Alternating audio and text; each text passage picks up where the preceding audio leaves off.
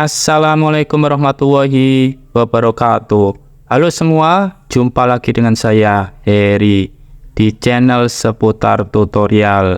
Bagaimana kabar kalian semua hari ini? Semoga sehat selalu dan baik-baik saja ya.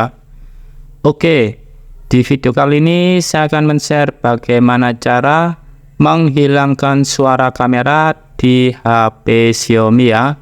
Sekarang kita coba ini ya, buka kamera. Kita coba foto ya teman-teman. Ya, ini masih ada suara kameranya ya. Ya, sekarang kita akan menghilangkan suaranya. Untuk caranya kita masuk di setelan ini ya, atau pengaturan. Kemudian kita scroll ke bawah.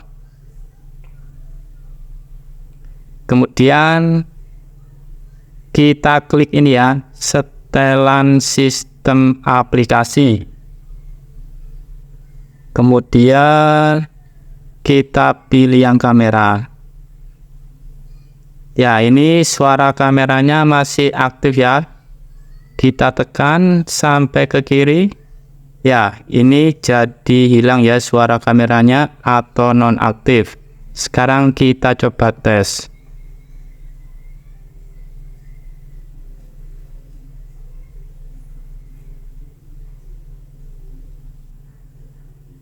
Ya, suaranya sudah hilang ya teman-teman.